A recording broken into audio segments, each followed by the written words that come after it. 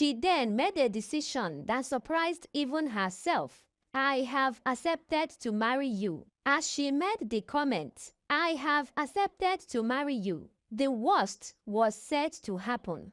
Onyemaechi could hardly believe his ears. He had finally achieved his goal. The two of them embraced each other, sharing a moment of happiness that seemed to cement their newfound connection. Onyemaechi felt a wave of relief and excitement wash over him as they discussed their future together. After spending some time in each other's company, Onyemaechi eventually left Agbọmma's compound, his heart full of joy and gratitude. He was eager to share the good news with his mother. As soon as he arrived home, his mother noticed the excitement on his face. "You look happy, my son. Has she finally accepted to marry you?" she asked, her eyes filled with hope. "Yes, mother," Onyemaechi replied, unable to hide his happiness. "She has accepted my proposal, and we will marry as soon as possible." His mother was overjoyed. "Oh, my son, this is wonderful news. I have longed to see you find a wife and start a family. This is a blessing." The household was filled with happiness as preparations for the upcoming wedding began. Back at Agbọmma's home, she approached her mother with a mix of excitement and resolve. "Mother, I have finally accepted to get married. His name is Onyemaechi." Her mother was surprised, but a wide smile spread across her face. "Agbọmma, I am so happy to hear this. I have waited for this day for so long. Onyemaechi seems like a good man." Agbọmma nodded, feeling a sense of relief and happiness.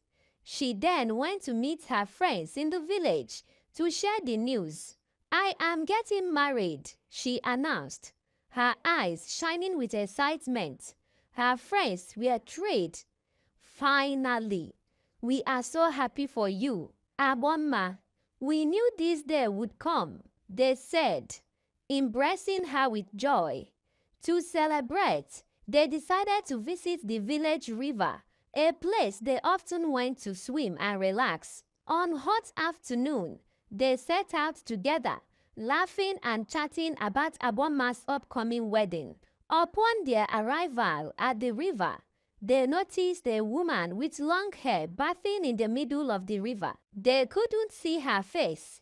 All they could see was only her cascading hair. "Good afternoon," they called out to the woman, but she did not respond to their greeting. They quickly assumed she was a villager enjoying a quiet moment in the river. As they prepared to swim, Agbọmma, feeling particularly buoyant, was the first to jump into the river.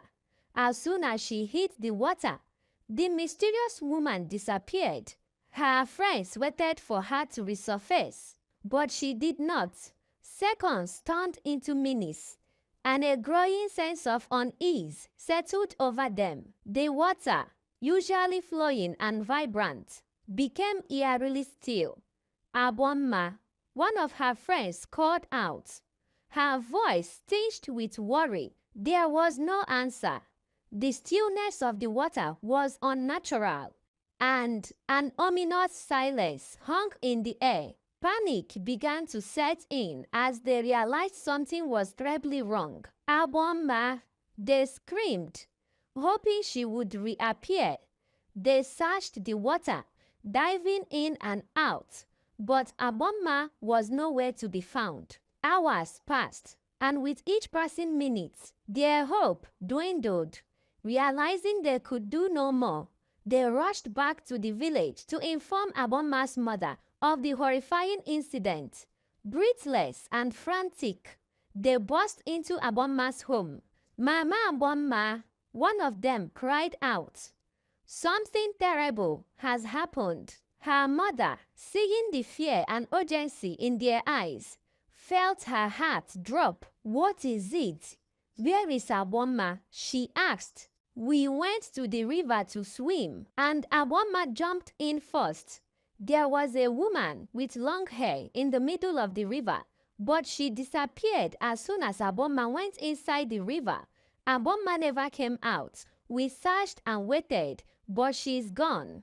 A wave of despair crashed over Agbọmma's mother. She clutched her chest, tears streaming down her face. No, no, this cannot be. Not my Agbọmma.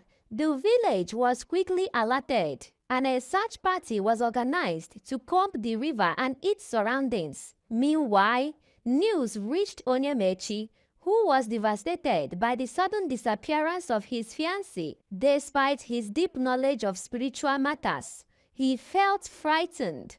He knew that the river goddess must be involved, angered by Agbọmma's decision to marry him. As the search for Agbọmma continued, villagers kept vigil by the river, hoping for any sign of her. Days passed, but her body never surfaced, leaving everyone in a state of sorrow and confusion. Meanwhile, in an entirely different realm, Agbọmma found herself in the marine world, face to face with a stunning mermaid and other water beings. Fear gripped her heart. "Where am I?" she asked, her voice trembling. "Please don't kill me, I beg you." The mermaid smiled, a serene but powerful presence. "Welcome to where you belong, Agbọmma. I am your guiding angel. We made an agreement before you went to the world. Being no man's wife was part of the agreement, but you defied it. Besides breaking the agreement, the man Onyemaechi, who is about to marry you, is not the good man you think he is. He is a wolf in sheep's clothing." Agbọmma was bewildered, unable to grasp the full meaning of the mermaid's words. "I don't understand," she pleaded. "Please, let me go back. My mother must be worried sick." The mermaid's expression softened slightly. "Agbọmma, you belong here with us. You have always been a child of the water." Agbọmma's thoughts raced as she tried to comprehend the situation. Memories of her life on land, her friends, and her mother flooded her mind. "I want to go back," she said, tears streaming down her face. "My mother needs me." Agbọmma's disappearance left her mother heartbroken. The grief was too much for her to bear, and she lost her sanity, wandering the village market as a mad woman, murmuring to herself. The villagers pitied her, but there was little they could do to console a mother who had lost her beloved daughter so mysteriously. Back in the marine world, the mermaid saw Agbọmma's growing distress and decided to reveal her mother's condition to her. "Agbọmma," she called, "I have something to show you." A shimmering mirror appeared before Agbọmma, revealing the heartbreaking scene of her mother in the village market, disheveled and confused, picking up scraps and talking to herself. Agbọmma's heart shattered at the sight, and tears streamed down her face. "Please," she begged the mermaid, her voice choked with emotion, "let me go back to my mother. She needs me. I can't bear to see her like this." The mermaid's expression remained peaceful but firm. "Agbọmma, you are a child of the water. Your place is here with us. Returning to the human world is not possible." "But my mother is suffering," Agbọmma cried. "I can't let her live like this. Please, I beg you, let me go." Onyemaechi, deeply aware that Agbọmma was alive in the marine world, held on to the hope that she would eventually be released. However, after waiting for a week with no sign of her return, he decided to seek guidance from his dark powers. He brought out his palm and asked, "What is the way forward? What should I do for Agbọmma to be released from the marine world? What type of sacrifice will the river accept?" Instantly, dark smoke appeared on his palm, and a voice from within the smoke answered his questions. "You must buy 1 white ram, 1 white fowl, 7 tubers of yam, 7 bottles of Fanta, 7 pieces of native white chalk, 7 pieces of kola nut, 7 yards of white cloth, and many more he listed. Take them to the river and plead for Agbọmma's freedom. The smoke disappeared, leaving Onyemaechi with a sense of urgency and determination. He quickly gathered all the required items, sparing no expense. Once he had everything, he set out on a journey to the river. Upon arriving at the river bank, Onyemaechi placed the items carefully on the ground. He then knelt by the water's edge, his heart pounding with anticipation. Great river goddess, he began, I come to you with these offerings. Please, I beg you, release Agbọmma from your ward. She is deeply missed by her mother and the entire village. Please, accept my humble plea and this sacrifice. He laid out the white ram and fowl, the 7 tubers of yam, the 7 bottles of Fanta, the pieces of native white chalk, the kola nuts, the 7 yards of white clothes, and others. Presenting them with reverence, the river remained still, and for a moment, there was no response. Onyemaechi's heart sank, but he continued his plea. Please, mighty goddess, I beg for your mercy. Let Agbọmma return to her people. As he spoke, the water began to ripple, a sign that his sacrifice has been accepted. Onyemaechi was so happy, and he went back to his village, hoping for Agbọmma's release. Back in the marine world, the mermaid called Agbọmma to her side. Agbọmma, she said gently, Onyemaechi has made a sacrifice for your release back to the human world. I will let you go, but not because of Onyemaechi's sacrifice. I do this for your aspirations in the human world and for the sake of your mother. Only your presence can restore her sanity. Agbọmma's heart was full of joy and gratitude. Thank you so much, my goddess. She said, I will forever be grateful to you. And for Onyemaechi, he truly loves me. For making this sacrifice, I will forever love him. The mermaid's expression turned serious as she interrupted. Point of correction, my daughter. If Onyemaechi marries you, you must be careful. Though I will always be with you and protect you, but you must remain vigilant. Agbọmma nodded, understanding the weight of the mermaid's words. I understand, my goddess. I will be cautious and wise. The mermaid looked at Agbọmma with a knowing smile. My child, you cannot return to the human world empty-handed. What do you desire as a gift? Agbọmma's eyes widened with excitement and gratitude. I want gold and beautiful wrappers, she replied eagerly. The mermaid smiled. You need more than gold and beautiful wrappers, my daughter. I have seen the family you are entering through marriage. You will need more than what you have asked for. I will give you a treasure stone that can make you rich and also protect you from your enemies. All you have to do is place your 2 palms on it and make your wish. When you wish for gold, the treasure stone will give you gold. If you want to fight your enemies, just place your palms on it and make your wish, and it will fight your enemies. However, the treasure stone can only act against those who have wronged you. It cannot harm innocent people. With that, the mermaid opened her palm, revealing a luminous treasure stone. She handed it to Agbọmma, who received it with a mix of surprise and joy. Thank you so much, my goddess, Agbọmma said, her voice filled with gratitude. I will forever be grateful for this gift. Use it wisely, the mermaid advised, her tone gentle but firm. And remember, I will always be with you, guiding and protecting you. Agbọmma nodded, understanding the gravity of the gift she had received. She thanked the mermaid one last time, holding the treasure stone. Agbọmma prepared to leave. The mermaid's final words echoed in her mind. Go now, my daughter.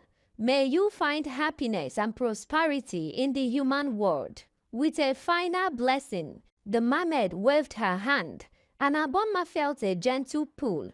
In an instant, she found herself back on the riverbank. The familiar sights and sounds of her village surrounding her.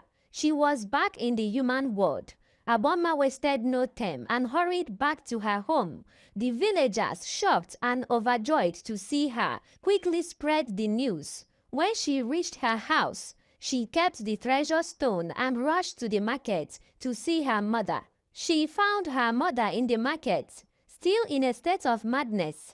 With a full of love and determination, Agbọmma approached her mother. "Mother, it's me, Agbọmma," she said, taking her mother's hand. "I'm back." Her mother's eyes widened with recognition and disbelief. Slowly, as if waking from a long nightmare, her sanity began to return.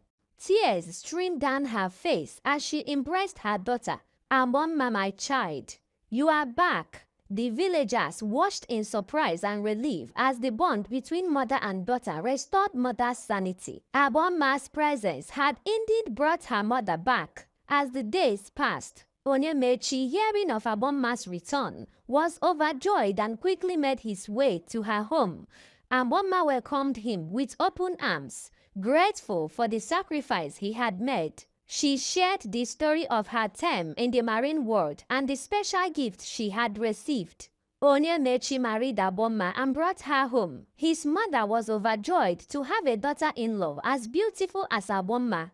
She loved Agbọmma so much that she never allowed her to do any house chores. Agbọmma in turn loved her mother-in-law and treated her as her second mother. After a few weeks, Onyemaechi decided to go back to the city with his wife. His mother cried, lamenting how much she would miss Agbọmma. But Agbọmma promised to visit often. With reassurances, they left for Lagos, where Agbọmma began making friends with some Yoruba women. One day, Agbọmma decided to use her treasure stone to bless her husband. Following the goddess' instructions, she placed her palms on the stone and made her wish. "I wish my husband would get a higher paying job than the one he has now. I also wish for gold." After a few seconds, just as she finished making her wish, gold appeared before her, and her eyes widened in disbelief. She handed it over to her husband and got him to sell the gold.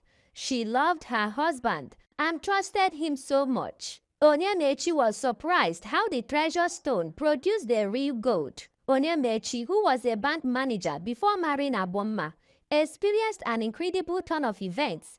Within a few weeks, he received an offer for a higher paying job at an oil company where he earned 5 times his previous salary. Overwhelmed by the success of Agbọmma's treasure stone, he was filled with joy and amazement. The prosperity continued to flourish. Onyemaechi, grateful for his wife's love and the blessing she brought, after a few months at his new job, he decided to open a luxury restaurant for Agbọmma. She managed the restaurant with grace and skill, making it a thriving business.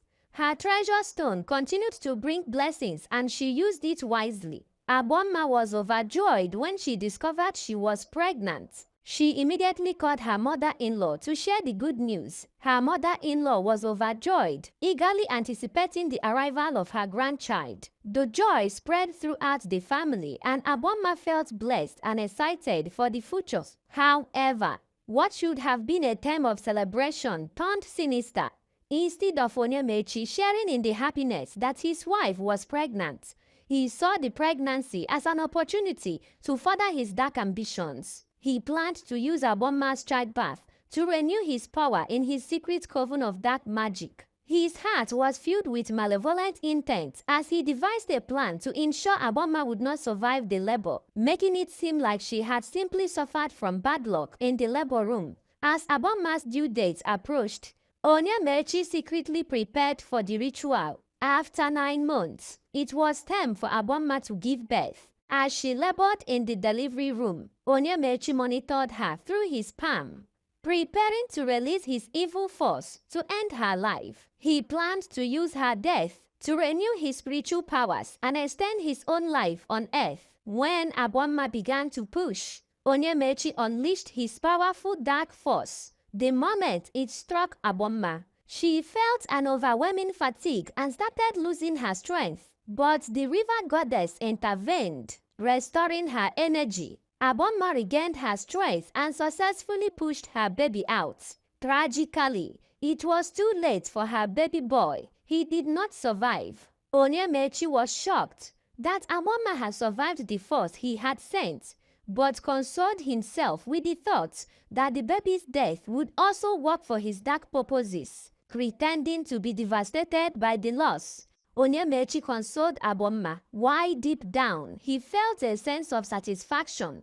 Agbọmma cried bitterly over the loss of her child. When her mother-in-law heard about the tragedy, she was heartbroken. The grandchild she had eagerly awaited was gone. She called Agbọmma to console her. Watch out for part 3